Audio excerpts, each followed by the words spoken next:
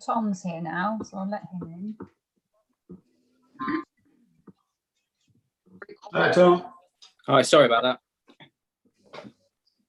Okay, so should I let Mr. Hamlin into the meeting now then? Probably wise, yeah.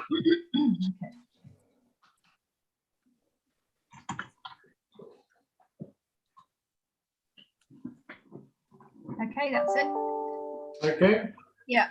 Alive. Okay, well, shall we start? So welcome everybody to the Planning Committee meeting, Wincanton Town Council on the 29th of March. I'm just going to read out the notes on public participation.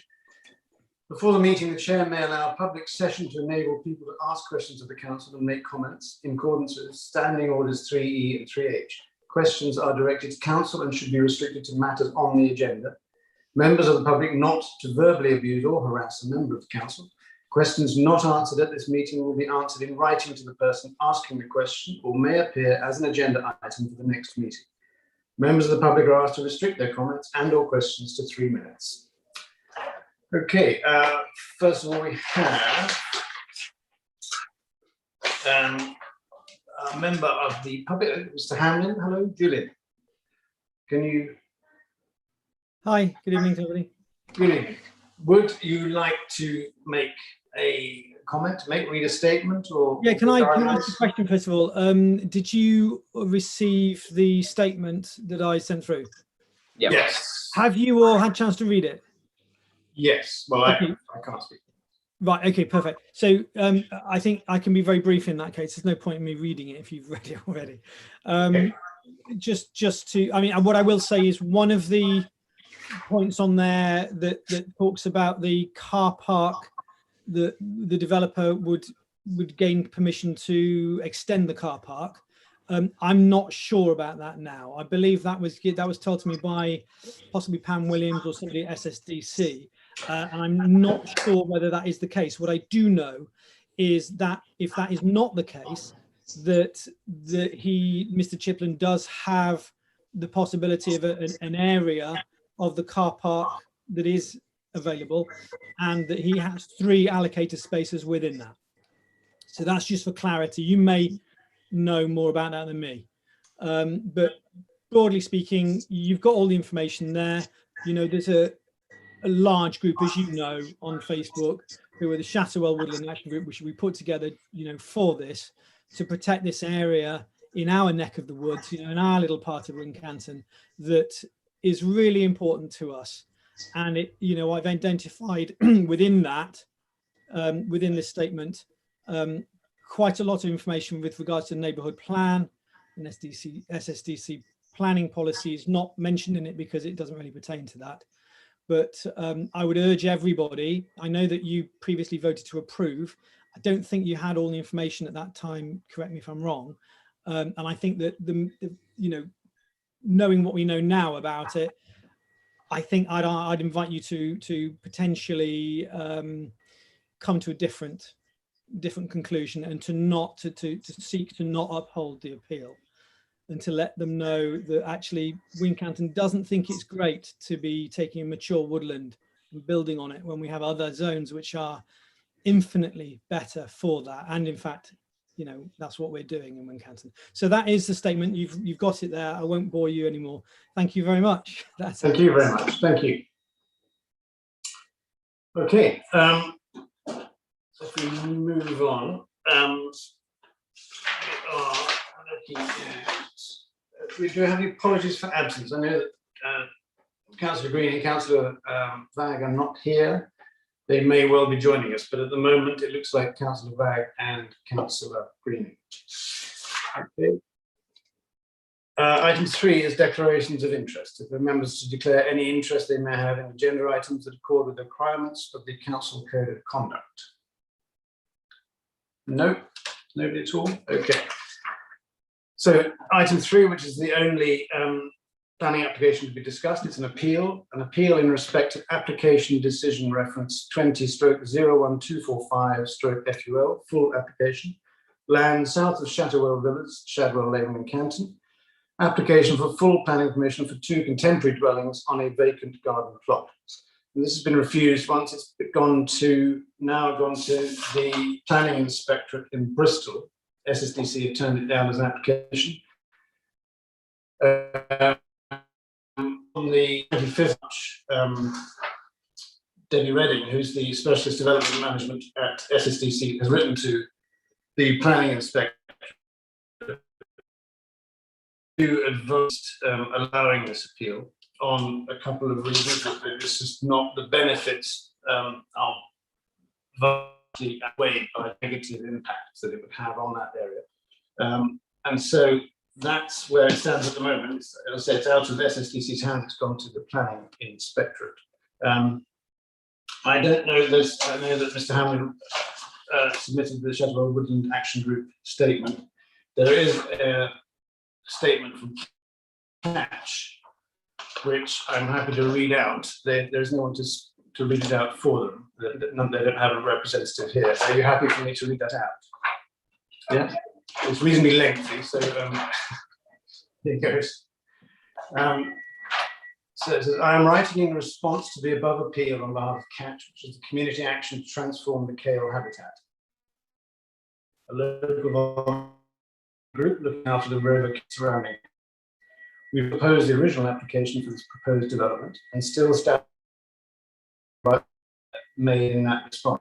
We would therefore like our original response to be considered in this appeal. We also fully support the comments made in the holding objection from the Somerset County Council ecologist and the objections from the Somerset Wildlife Trust and the South Somerset District Council tree officer. We would also like to comment on the appeal document submitted by the appellant. In several places in the document, including paragraphs 2.713 and 47, the appellant suggests that the removal of trees for this development will improve flooding issues and that the Environment Agency support the application on this basis. In paragraph 3.2, it is stated that the trees are causing serious issues in that they will result in adding to the flooding problems and that the Environment Agency advised that the trees should be removed within 8 meters of the riverbank. We can find no evidence to support the suggestion that these trees are causing flooding issues or that their removal will reduce these. The Environment Agency did not object to this application subject to various conditions. One of these conditions states that no buildings or structures, including lighting, domestic gardens, or formal landscaping, should be constructed within 8 meters of the riverbank. Established trees are not considered as buildings or structures, and at no point in the Environment Agency response is the removal of trees advocated for flood management purposes. In fact, it is widely recognized, including by the agency, trees play a valuable role in maintaining healthy rivers and flood management. The planting and management of trees is now being encouraged in relevant locations across the country as a key component of natural flood management. Further details on this are available online from a range of sources, including organizations like the Wild Trout Trust. The county ecologist even recommends tree planting along the 8-meter standoff in their response. In paragraph 2.10, the appellant refers to the environmental preliminary assessment, and in paragraph 515, the preliminary ecology assessment. We assume that this refers to the preliminary ecological appraisal, which has clearly not been properly read. Phase 1 habitat survey within this document classifies the application site as broad-leaved woodland. However, the appellant continues to refer to the site as an overgrown garden, including in paragraphs 216 and 35. Clearly, the site should be considered a woodland, not a brownfield site as suggested in paragraph 2.6. Preliminary assessment also recommends lighting plan should be submitted as part of the demonstrate that there are no impact bats that are likely to use the river corridor for foraging and beauty, though no survey was undertaken. A lighting plan is also requested by the county ecologist, but we can find no evidence of one being submitted. In paragraphs 3.4 and 3.5, the appellant refers to the trees as wild sown trees, suggesting that they are somehow of lower value than if they were planted. This is somewhat strange given that many of our most impressive and important trees were wild sown. We know that these trees grow well at this location, which is never guaranteed with new planting. Even if successful, planted trees will take many decades before they have the same value for landscape, wildlife, carbon sequestration, and river channel as the existing ones. In paragraphs 2.4 and 2.14 and 3.18, the appellant refers to the tree work that was undertaken to the south of the application site. This thinning work has maintained continuous canopy cover along the northern bank of the Kale, while improving the shade and light balance that supports a healthy river. There is no reason as to why this tree work should justify the clear felling of the application site. It should be noted that the trees within the application are sycamore. While not native to the UK, they are still an important species of tree. This is especially the case as other principal species of tree along this stretch of river is ash, which is currently being decimated by ash dieback. This is looking like killing the vast majority of this species in the coming years. It is therefore vital that non-ash broadleaf trees are retained. And many maintain this corridor provides. We therefore recommend that you reject this appeal. Okay, sorry, that's so long, but that's fairly comprehensive. And I think along with the swag statement, it's quite clear that it's, to me, not a very good idea. Does anybody have any comments? No. No. Okay. Well, I'm minded to propose we reject this application and this appeal. Councillor Tadman. Chair, we previously approved this in a planning meeting. What is the purpose of tonight's meeting? Are we looking to overturn our previous decision? I don't think we're trying to overturn it as such, but I think, as Mr. Hammond pointed out, I think there's a little more information than there was. I personally didn't object to it when this first came around.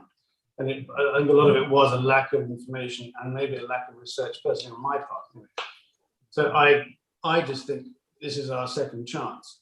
On the face of it, it looks unlikely that it will win its appeal at the inspectorate, but that's not for sure. I just think in the light of the information that we have now, I think it's not worth standing by, personally. Can I ask another question? Of course, of course. You spoke about the lack of information. Normally, myself personally, I go onto the planning portal and look at all the documents, and I cannot remember seeing the documents about the issue with the car parking and the document that was signed by the Chiplins in 1980, whenever it was. Exactly. Am I correct in saying that information was not online at that point in time? I didn't see it when I looked, and I've spoken to Pam Williams a couple of times, and I've spoken to David Kenyon and one of his colleagues prior to this meeting in the last, I don't know, week and a half, 2 weeks, to explain this whole planning thing, this whole car parking thing, and the covenant, etc., etc. And it's a lot more complicated than just a plain planning application. Mm-hmm. And there seems to be some confusion at what agreement was reached by Mr. Chiplin and the district council. But it appears that he is allowed to have 3 parking spaces maximum. It's a restricted covenant. It expires it's got a 5-year expiration on it. So when that first came out, I think it expires sometime this year, I think, off the top of my head. So it is a bit more complicated. Not complicated, but I just think there's a lot more information this time around. You see, at the original meeting, I was minded to vote against the application, but I believe it was yourself, Ian, that said, perhaps 2 was better than 4. Yeah, and that sort of swayed me to vote in favour of the application. Yeah, and I don't think that was wrong as such. But in light of all this extra information and the ambiguity of the information, I think, I don't know. I have great difficulty with overturning a democratic taken vote, but we certainly didn't have all the information at that point in time, in my opinion. No, we didn't. I don't think we realised quite how un-eco the houses were. They weren't as eco as they were made out to be. I think the sort of living roof apparently is not going to be according to the SSDC, it's not going to be terribly living if there is too much tree cover. And they're worried that will sort of maybe encourage the felling of trees in the future if those properties were built. And also the housing supply thing. One of the points made in the appeal statement from the appellant was that we need more housing to fulfil our 5-year housing plan. We don't need that anymore. I think we're now at 6 years, so we're not actually in desperate need. Sorry, Councillor Ralph. A question, if you'll allow, to help my understanding and development as a councillor. I wasn't here the first time round for this decision. Why this new information? Why was that not in the first application? And can things get added at appeal? Is this a normal thing? I honestly don't know the answer to that. I know that there was a lot of. The reason I rang Pam Williams in the first place was last year, was because I really didn't understand it fully. And it took me quite a while. In fact, it was only when I really phoned David Kenyon, District Council, that it became a bit clearer. It's still not massively clear. And I think, as Mr. Hamlin said, that it was 5 parking spaces, then it was 3, and it was not really clear what he was allowed to build on that site. I mean, I can see that Councillor Tudgate, you'd be not keen on overturning a council decision on planning. I think that the environmental impact is made a lot clearer this time round, for me anyway. Yes, Councillor Tudgate. Oh, who wants to speak? Councillor Tudgate? Go to the clerk first. Oh, sorry. Yes. So I'm just, obviously I haven't been here very long, but I'm guessing that the original decision that was made on the initial application was taken more than 6 months ago. I mean, I've been here since November, so it must have been, I think. I think it was when I first started, actually. That was. When was that, Tom? Yeah, I joined in January.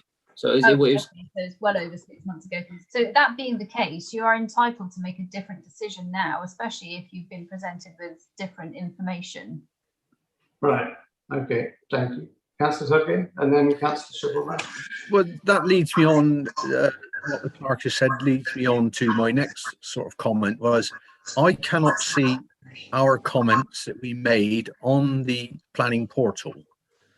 So I know we were in a bit of a state at that time within council. Yes. Yes. So did our decision not get sent to SSDC? Well, at the time we didn't have a planning committee, I don't believe. Did we? No, either way. But I think that, well, I'm assuming that, I would assume that the clerk at the time would have sent that on as a matter of course. No? Well, unless I've missed it, it's not there. There's no Okay. record to my knowledge of our decision having been passed on. Right. Okay. I haven't seen it myself either, so I'm just rather assuming it had got there. Otherwise, we wasted our time. Well, there you go. Okay. So I don't know about that. I'll have a look into that. Councillor Shovel-Barry, you were going to say something. The only thing I wanted to ask is actually to the clerk to actually clarify with any planning application, whether it's an appeal or a normal planning application going through for the first time or indeed a full, please can the clerk explain our responsibility within that as a council? Yes, so as a town council, you are a consultee in the same way as neighbours would be consulted. And much as it sort of somehow pains me to say it, your comments don't actually hold very much more weight than a member of the public. So your role here today and for any other planning application is to make a recommendation. You don't have power to approve or refuse a planning application or an appeal or anything yourselves. Mm-hmm. make a recommendation to the district council, and it's the district council in Somerset at the moment anyway that is the planning authority, so they have the power to say to give permission or refusal for a planning application. And in fact, in the case of an appeal, the district council is also a consultee. They're being consulted and it's being dealt with by the planning inspector. So, you know, this is like your opportunity really to have a say over this particular application. Thank you. And I can't see your comments on the original. No, I'm looking now and I can't see them either. So. I would imagine it's an error in administration error that occurred at the time. Although sometimes, I mean, I've sent comments for you, for Wincanton, to the district council, and one time I had to chase them up because Ray noted, Councillor Tudgate noticed that the comments went on there and I had sent them, so it could be an administrative problem at their end. Councillor Waters wishes to speak. Yeah, Councillor Thank Waters, you. sorry. Has there been any comment about access to the site to and from? Because I seem to remember somebody saying something about access not particularly good, or it could be considered unsafe. I haven't seen anything. Right. Doesn't mean it's not there, but I haven't seen anything. I can link to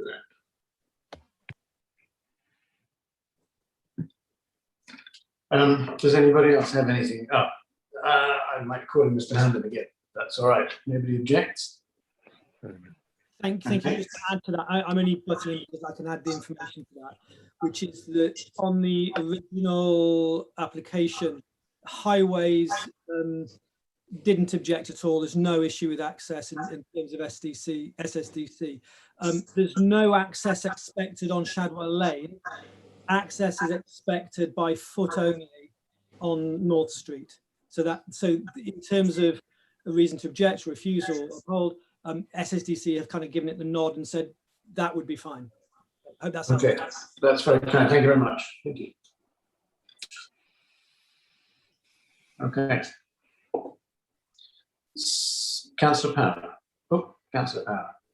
Sorry, my mouse is going all over the place. I just think we need to go with the guidance that we've been given, let's say from Catch and residents' views. So what I'm going to do, I'm going to second the proposal to reject the appeal. And that's the only comment I can make on at the moment. So I'll second your motion, Ian. Okay. Does anybody else have any comments? Councillor Clark? Well, you've got a proposal now and a seconder. So I think apart from possibly fleshing out that proposal, I think you need to take a vote. So perhaps you could think about some valid planning reasons for wishing to recommend refusal of the application. But personally, I would refuse the application on a purely ecological and environmental standpoint. And it's also the lack of need of new housing, given that we do have a now 6-year land supply, housing supply, and whether it's not necessary. I think those two things alone would be enough for me. I don't know whether anybody else has any other views. Councillor Tudgate? I would be concerned about the car parking arrangements. Having looked at the site recently, if that car park was to be extended, there'd be quite a lot of infilling needed to bring it up to level. If the car parking is going to be part of the existing car park, by the time they've put, because I believe the application states or the car parking issue is that it will be separated by gates or by a barrier or something. So in doing that, they would virtually render that car park as it is useless. You know, there'd be very little room to park other than the 3 nominated spaces. So we should also perhaps question the car parking arrangements. That was a sticking point with the council, with the district council anyway. I think it was the whole car park. I think that was a sort of, as I said, this strange covenant that was going on. Okay. Does anybody else have any other comments? either for or against. I think I'm going to have to vote, and on that basis, if we suggested that the stating that the housing supply, it would help meet the housing supply, land supply, is wrong, that the ecological environmental impact would be too great given compared to the benefits that would arrive from 2 houses down there. Car parking issues, despite what highways have said and whether they've given it the nod, it would seem like 3 extra spaces that have been separated would be difficult and make it difficult for the people who already live down there and park. Is that something that would people agree? Well, if that's what I would suggest, if I was going to suggest that we vote against this appeal. So I propose that we object to that appeal on those grounds. Councillor Power has seconded that. May we have a vote then in that case? I vote against this appeal.